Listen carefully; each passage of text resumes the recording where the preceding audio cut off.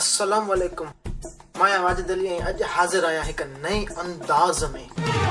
वाह क्या बात।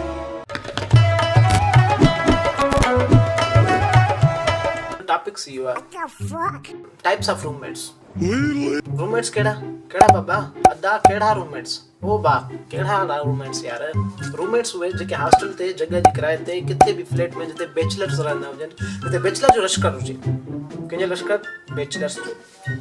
घणी बक बक खां बहितर आहे हिन वीडियो खे अॻिते था वधायूं ऐं स्टार्ट था कयूं हिकु पहिरें क़िस्म। शीरू उन दी नई शर्ट वठी आहे न वाडेर से मां प्रोग्राम ते वञा थो। बुध ये जुराबा भी कदे रख जाए मोट कोनन के जल्दी कद मां अचां यार यो अंडरवेयर ऐं बेल्ट त कॾहिं रखिजांइ। मां बस विंजी अचां थो मूंखे खपे थो जेको ॾींहुं ठीकु आहे जल्दी। यार यो फेस वॉश कदे यार सॼो को ॾींहुं हिकु चक्कर मुंहुं धोईंदो सॼो को ॾींहुं फेस वॉश। बस दा मां कुझु कोन थो चवां हिन जे बारे में तव्हां सभु कुझु सम्झो था। वधायूं था अॻिते सेकंड टाइप ते। छॾ यार 2 हफ़्ता थी 2 हफ़्ता था हिन एग्ज़ाम में मूंखे तयारी करणु छॾ। 2 हफ़्ता वॾो टाइम आहे। हींअर ही किताबनि ते हणा कई थी खेर आहे रियात कर किताबनि ते थोरी रियात बाबा साईं हलंदा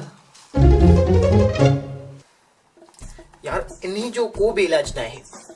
मां चवां तो टेंशन जो मरीज समझी करे इन के कहीं गिद्दू बदर में छॾे अचिजे। बस हलूं था नेक्स्ट टाइप।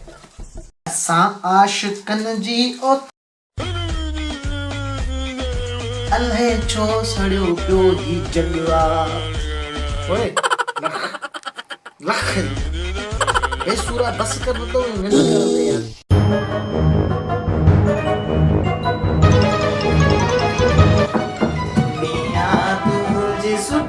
या मौला